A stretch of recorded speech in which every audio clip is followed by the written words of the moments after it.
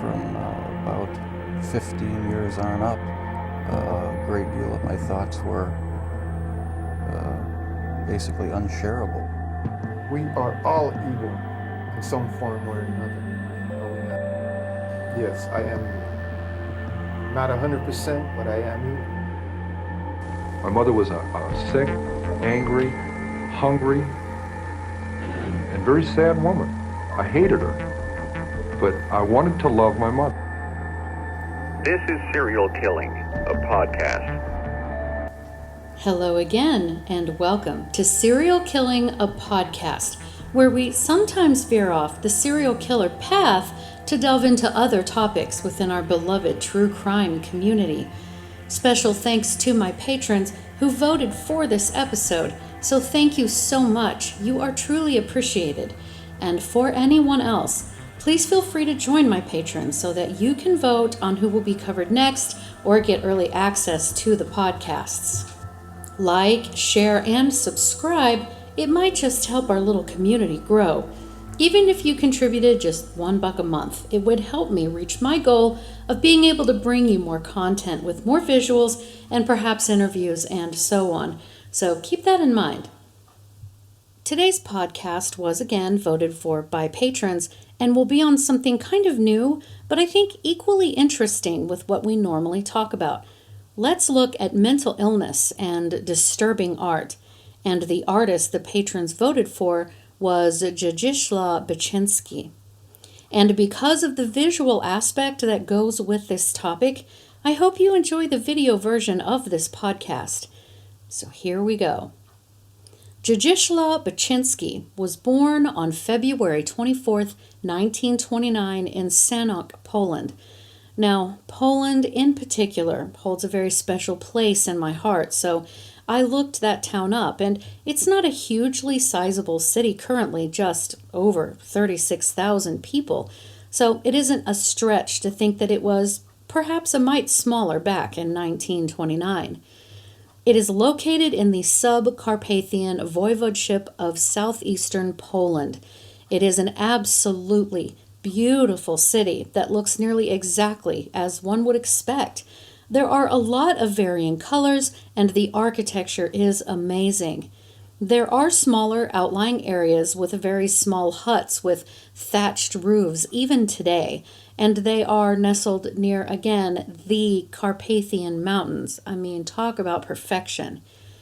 But at the time that he was born, Sanok was still trying to get over being invaded by the Russian army during World War I, and it was said that when they left, the locals were met with significant damage to repair. But that wasn't anything particularly new, as it would seem that area had to handle war on some level somewhat regularly. And then, the year Beksinski was born, the world as a whole began suffering through the Great Depression. The lower class people were hit the hardest, losing as much as 50% of their regular income. As the Great Depression worsened in the 1930s, anti-Semitism began to rise, even though Poland was home to over 3 million Jews, or about 10% of Poland's population at that time, the largest Jewish population in Europe.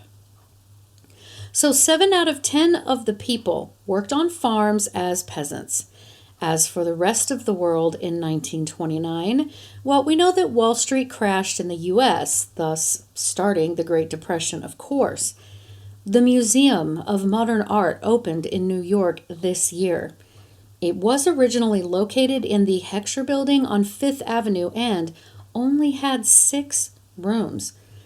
The Vatican gained its independence from Italy this year. Canada signed an agreement with the U.S. over the protection of Niagara Falls, and then the first phone booths began to appear in London. A Swiss engineer began manufacturing the first gasoline-powered chainsaw, which he soon began exporting around the world. And in case you might recognize the name brand, this man's name was Andreas Still. Edwin Hubble continued to publish much of the foundations for understanding our galaxies and much of the theory that modern astronomy is based on. And then some other notable people born in 1929 are Grace Kelly, Jackie Kennedy, Audrey Hepburn, and Anne Frank, just to sprinkle in a little extra context. So the Beksinski family was associated with Sanok for 5 generations. His great-grandfather arrived in the city in the 1840s and set up a boiler work business.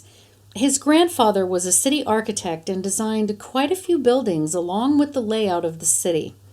Now, his father did very well in business as well, so we do know that Zdzislaw grew up in a little bit of privilege.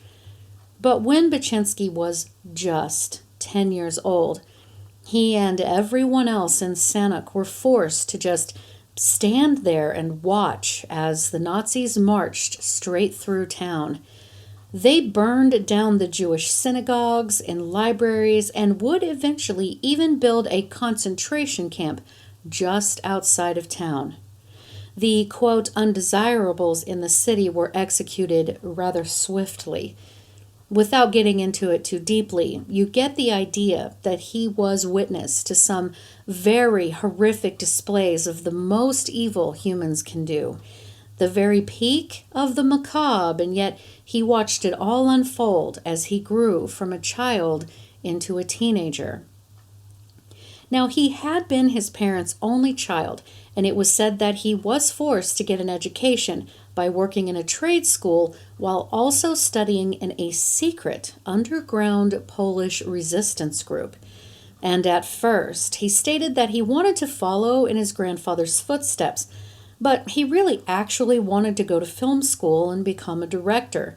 His father wouldn't hear of that, so he decided to continue his education at the architecture department of Kraków University of Technology.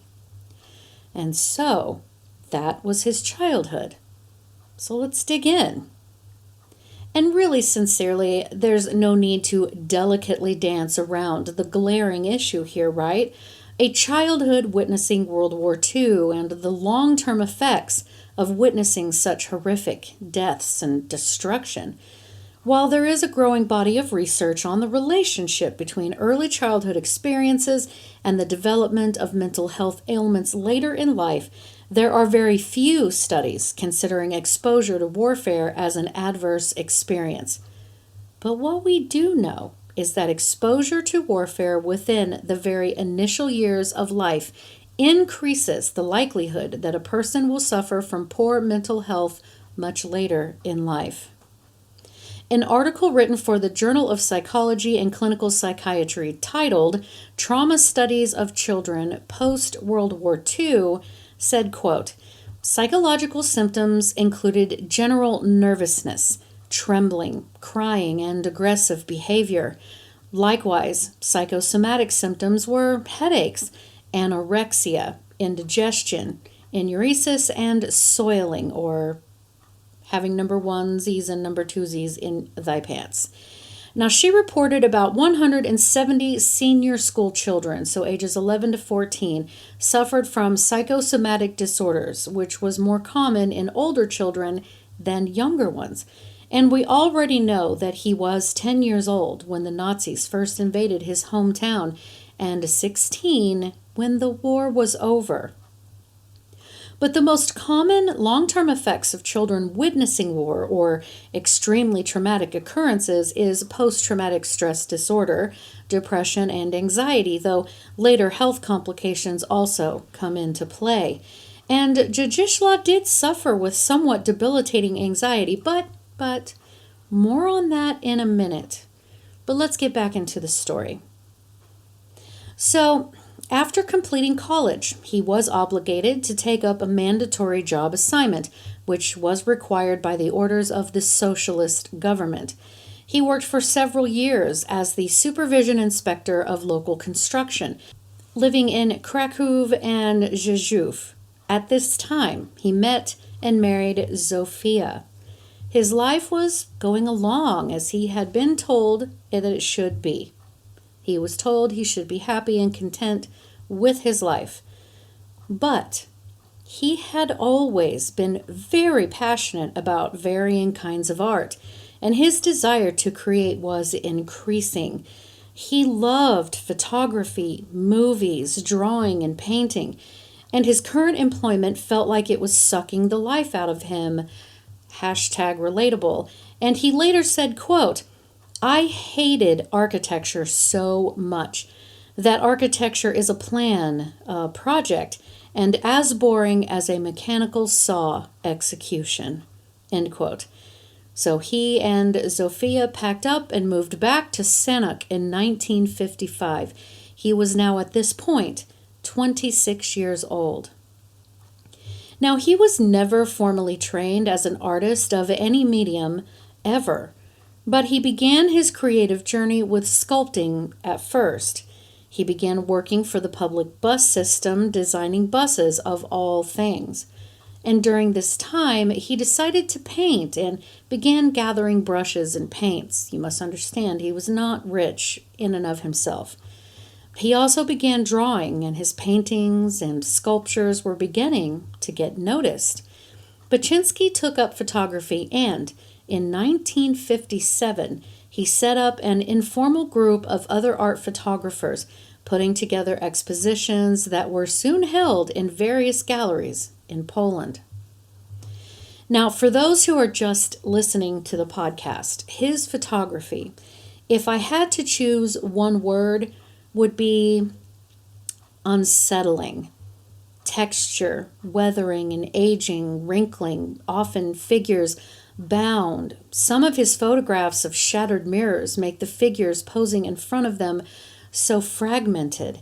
It's quite impressive and visual, and I highly recommend you have a look. But for those watching, I'm sure you are agreeing with me. I was so happy to have found out about this artist. I mean, really magnificent stuff. His first paintings also evoke a moment of uneasiness. Again, he is able to paint in a lot of texture, fit in a lot of texture, and some of his drawings were quite controversial, and especially so for that time. In 1958, he became a member of the Association of Polish Art Photographers, and also in this same year, he became a father. Thomas would be his only child. In 1959, he and two of his friends exhibited for the first time abroad at the prestigious gallery in Cologne, Germany.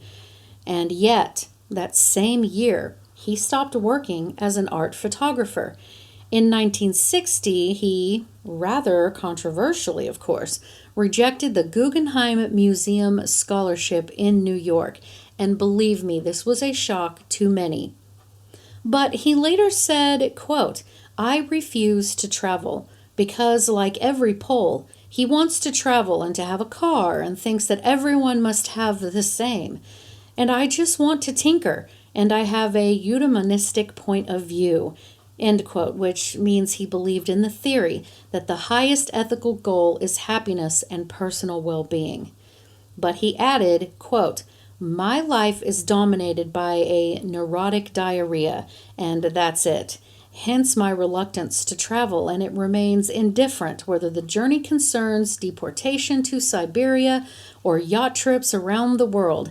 Everything that separates me from the base," which was his house or apartment, "exposes me to a specific conditioned nervous tension." End quote. You see, Zdzislaw had suffered from anxiety from his youth, and it's really no wonder why. Due to this and his behaviors he had to display or perform in order to feel like he had some control over his anxiety, he developed OCD, or obsessive compulsive disorder. And this can be quite debilitating.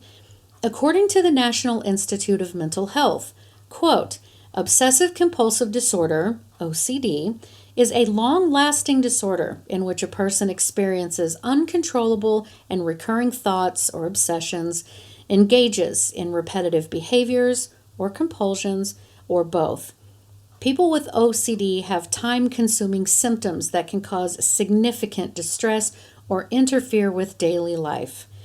OCD symptoms may begin any time, but usually start between late childhood and young adulthood. Most people with OCD are diagnosed as young adults. The symptoms of OCD may start slowly and can go away for a while or worsen as time passes. During times of stress, the symptoms often get worse. A person's obsessions and compulsions also may change over time. People with OCD might avoid situations that trigger their symptoms, which is exactly what he was doing by saying he did not want to go to New York. He just couldn't. Now, between the years of 1963 to 1965, Beksinski wrote short stories. However, he was not satisfied with the results and decided to seal them away, choosing to hone his skills in painting instead. For half a century, they remained a secret to everyone except the artist's close friends and family, but again, we'll touch on that a bit later. An exhibition that had been organized in 1964 in the Old Orange House Gallery in Warsaw brought him his first financial success. He sold all of his exhibits, all of them. He gave up working at Autosan, which was the bus place, and devoted all of his time to art. And wouldn't that be fantastic, guys, right? His drawings at this point began to take on a certain level of sexualization, or at least that's what I see. But the paintings he would go on to do, guys, they are indescribable. The longer you look at them, the more you notice, and it builds until, they are invoking an emotional response. And again, zero formal art training at all. And he was quite passionate about his work and listened to loud classical music in headphones while he painted. Later in his life, he enjoyed heavy rock music as well. I mean, this man is after my own heart. He very quickly rose to the upper echelon of the contemporary Polish art scene. But it was in the later 60s that he began his, quote, fantastic period, as he called it, his best known period, during which he created disturbing images showing a gloomy, surrealistic environment with detailed scenes of death and decay, landscapes filled with skeletons, deformed figures, and deserts. These detailed works were painted with his trademark precision, his unique attention to detail. At the time, Beksinski claimed, quote, "I wish to paint in such a manner as if I were photographing dreams." And I think that's beautiful. I have left a link to a site that displays most all of his art, all over 700 pieces, and I highly, highly recommend you open them and just really look at all of the details and the stories he tells through the brushstrokes. He was obsessed with Eastern mysticism, and his work is heavily influenced by it and full of symbols, mystery, and catastrophic atmosphere. Though he was quite adamant that his work was not sort of illustrations of his life during the war, he actually described his art as optimistic and even comical. Hard to believe, but looking at the pieces, at least to me, they tell a wholly other story. But he was not at all interested in the various interpretations that people made about his art. He left them untitled on purpose. And though his art does have a very real, grim, dark aspect to it, he himself was described as a pretty pleasant man with a great sense of humor. But he was most definitely shy. He avoided his own exhibits due to his anxiety, nor did he visit other museums and so on. He was modest and humble about his success. He would say that music was his greatest inspiration. He said, quote, "I just want to paint what comes to mind." Awesome.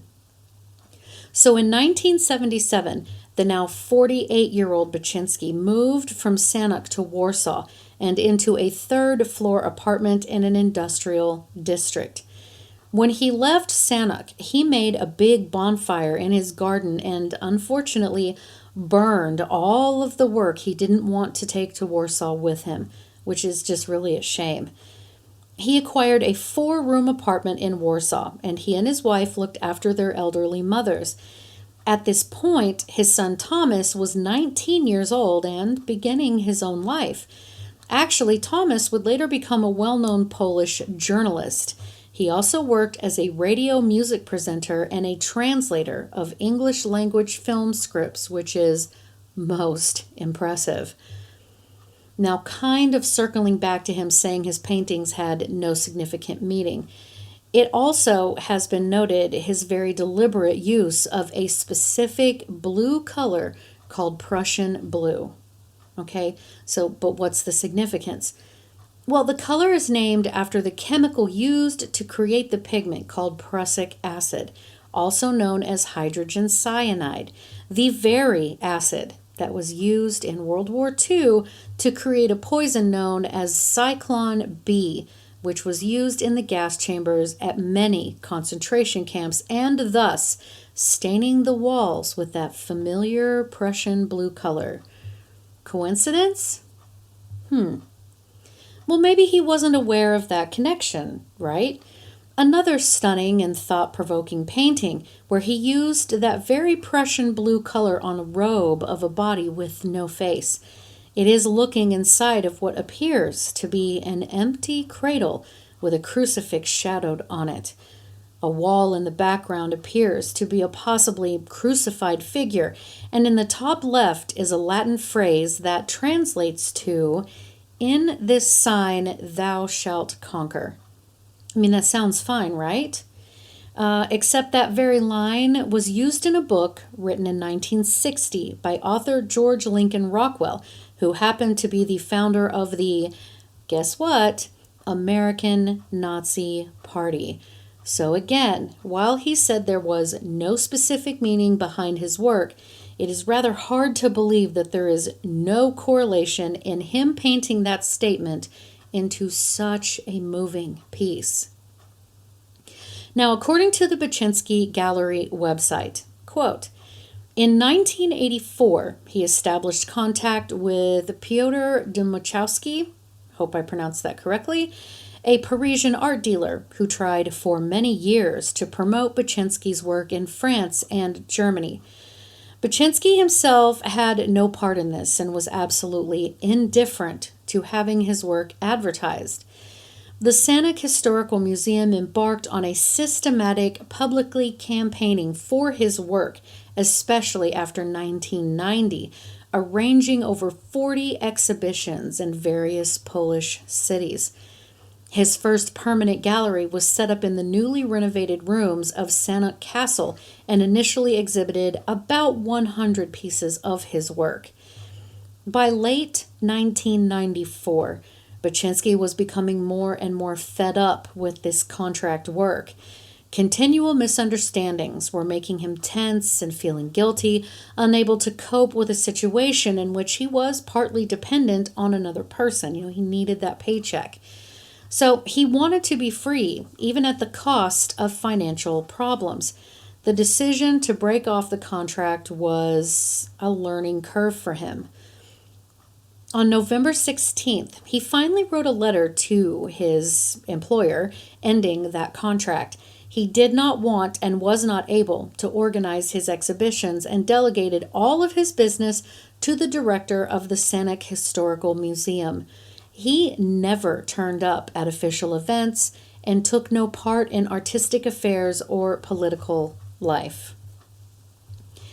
In November of 1995, the now 66-year-old artist was dealt a heavy blow.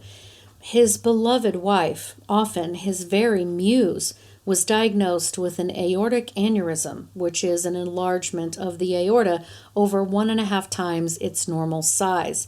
He knew his wife's life was going to be cut very short, and this truly broke his heart. It was also during this time that he began to get interested in computers.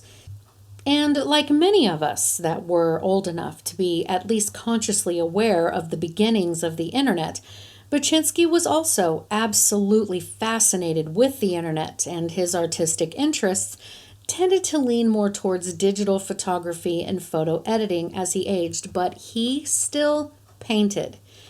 And his art did decidedly become more, I don't know, geometric, sort of line of sight, more muted colors, but still deeply textural and moving. It's almost like you could reach out and feel the little bumps and ridges. And then in 1998, his wife died, and he was completely devastated. And then, as if that were not bad enough, 1 year later, Beksinski would find his own son deceased. He had ended his own life by purposefully overdosing on pills. Shortly before Thomas's death, he wrote a feature about modern culture in which he unambiguously forewarned about his intention. And it was said that he had a history of suicidal ideation and more than one attempt. And at that point, Beksinski was utterly alone. The love of his life and his only child, both gone. After that, he kind of just got lost in his art, mostly painting and computer art. In 2001, the now 72-year-old artist drew up his last will and testament. He had decided that the Historical Museum in Seneca would be his sole beneficiary. He made several visits to his hometown to settle the renovation of the family tomb and for promotion events held in Seneca Castle of albums of his work published by Polish publishing house BOSZ. And that, I imagine that he hated leaving his apartment truly, especially if he sounds a little agoraphobic. But he kept truly returning to Seneca, pinning his hopes on this city for safeguarding his work.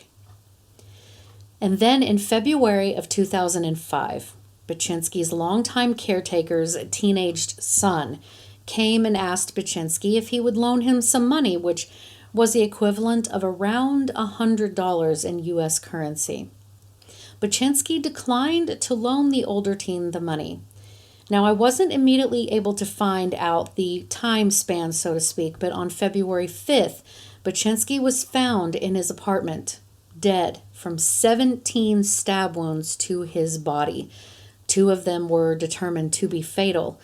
The caretaker's son and another accomplice would later face trial and go to prison for Beksinski's horrific murder.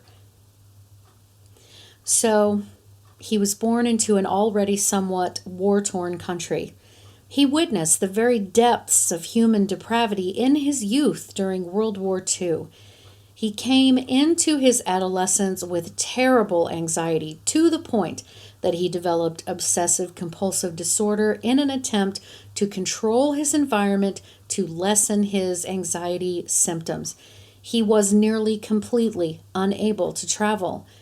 And then for his life to end so violently and really unnecessarily, again, he received no formal art education, and yet he created, at least to me, in my own personal opinion, some of the most emotional, dark, heavy, disturbing art that rivals others in his genre.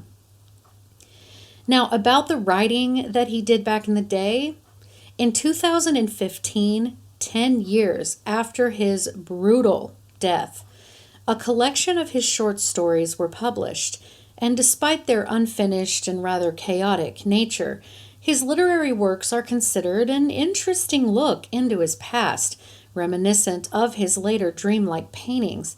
The stories vary from the abstract Oranist tales of philosophical self-reflections to metaphorical post-apocalyptic fiction and crime thriller stories, which are, again, some of my favorite. Beksinski's literary period is described as, quote, short and intensive.